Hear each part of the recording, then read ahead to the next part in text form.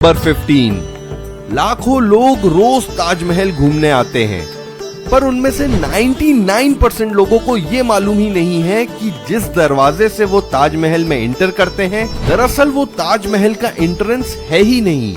शारजहां ने ताजमहल का main entrance बनवाया था यमुना नदी के किनारे, और जिसे भी ताजमहल में एंटर करना होता था वो यमुना नदी पार करके एक चबूतरे से होते हुए मेन एंट्रेंस से दाखिल होते थे।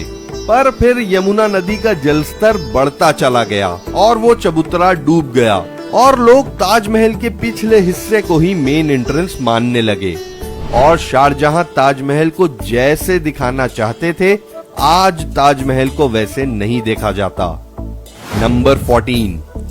यमुना नदी के दूसरे किनारे पर एक ताजमहल के जैसा ही दूसरा महल बनवाना चाहते थे शारजहां, लेकिन ब्लैक कलर का।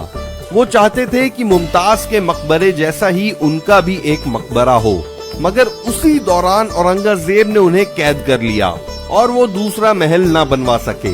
इतिहासकारों की माने तो ये सिर्फ कहानी है, क्योंकि यमुना नदी के दूसरे किनारे जब खुदाई की गई तो ऐसा कोई भी सबूत नहीं मिला जिससे पता चले कि सच में शारजहां एक महल बनवाना चाहते थे। नंबर 13। ताजमहल इंडिया में ही नहीं बल्कि वर्ल्ड वाइड फेमस है। ये तो सभी को पता है, पर क्या आपको ये पता है कि दुनिया भर में बहुत से ऐसे महल बने हुए हैं जो ताजमहल से इंस्पायर होकर बनाई गई हैं। चाइना, कोलंबिया जैसे देशों में वो भी बिल्कुल हूबहू। ताजमहल का एक डुप्लीकेट तो इंडिया में ही है, वो है बीबी का मकबरा, पर इसका गुंबद ताजमहल के गुंबद से छोटा है, साथ ही सिर्फ गुंबद संगमरमर का बना है, बाकी की बिल्डिंग प्लास्टर से। नंबर 12। क्या आपको पता है अगर यमुना नदी का पानी सूख गया तो ताजमहल भी गिर जाएगा। ताजमहल की नींव में एक खास तरह की लकड़ियां डाली गई हैं। वो लकड़ियां हैं आबनुस और मोहगनी। ये लकड़ियां ऐसी हैं कि इन पर जब नमी पड़ती है तो ये और भी ज्यादा मजबूत होती हैं।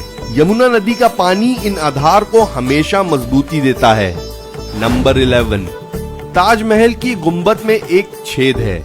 जब ताजमहल बन रहा था तो ऐसा माना जाता है कि शारजहां ने ऐलान कर दिया था कि सारे कारीगरों के हाथ काट दिए जाएंगे, तो कुछ कारीगरों ने साजिश कर गुंबद में एक छेद छोड़ दिया था ताकि वहां से पानी हमेशा मकबरे में जाता रहे, और इसी वजह से आज भी बारिश के दिनों में मकबरे के आसपास हमेशा नमी बनी रहती है।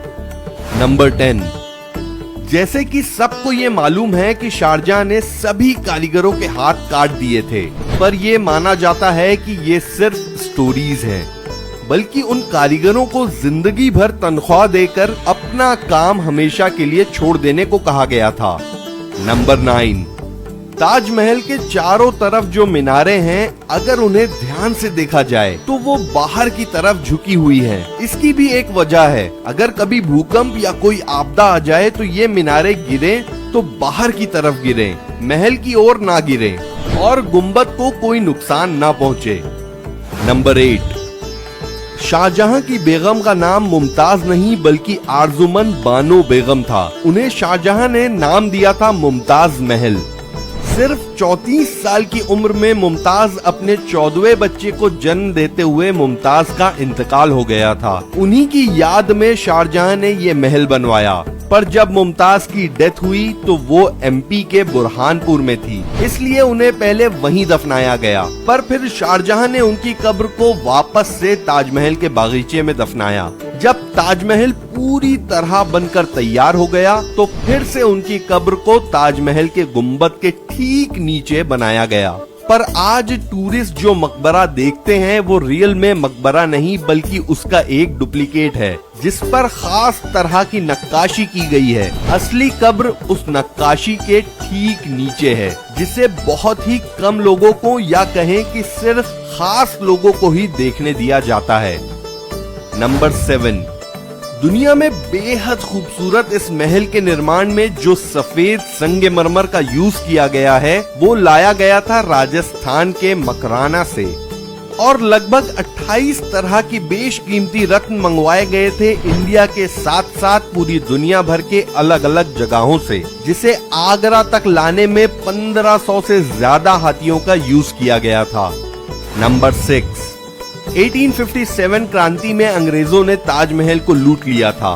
बेशकीमती रत्न जो महल की दीवारों पर लगे थे उन्हें निकाल लिया गया। यहाँ तक कि गुंबद के ऊपर जो सोने का कलश था उसे भी चुरा लिया गया अंग्रेजों द्वारा।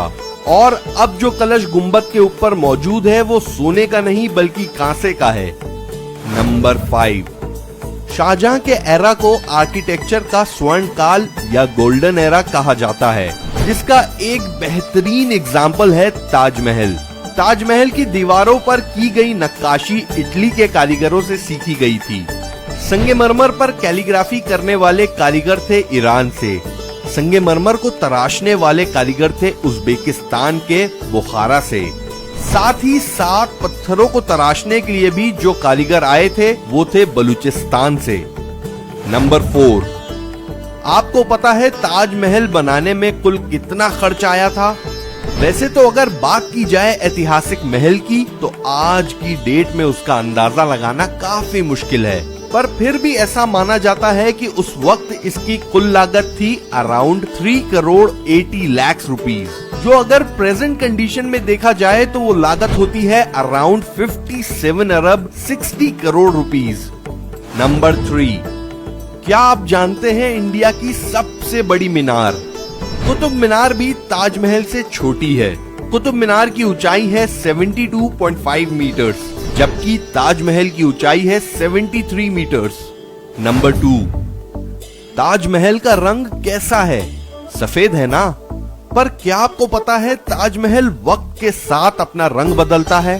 सूर्य उदय के वक्त ये गुलाबी दिखता है, वहीं चांदनी रातों में इसका रंग सुनहरा हो जाता है। पर कुछ वक्त से इसका रंग पीला होता जा रहा था, जिसकी वजह थी एयर पोल्यूशन। इसी वजह से ताजमहल के आसपास अब पेट्रोल डीजल से चलने वाली गाड़ियों पर बैन लगा दिया गया है।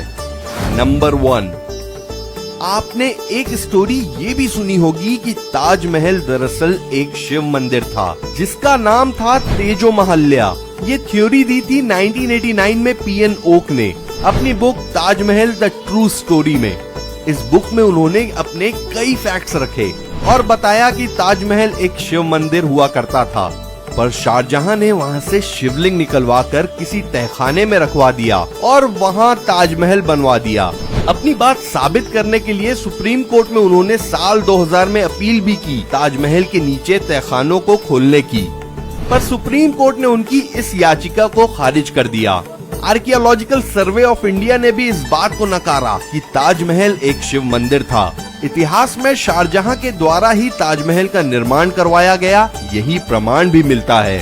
खैर, बात जो भी हो, ताजमहल इंडिया की एक ऐतिहासिक इमारत है और 7 अजूबों में शामिल ये इमारत एक तरह से इंडिया की शान है।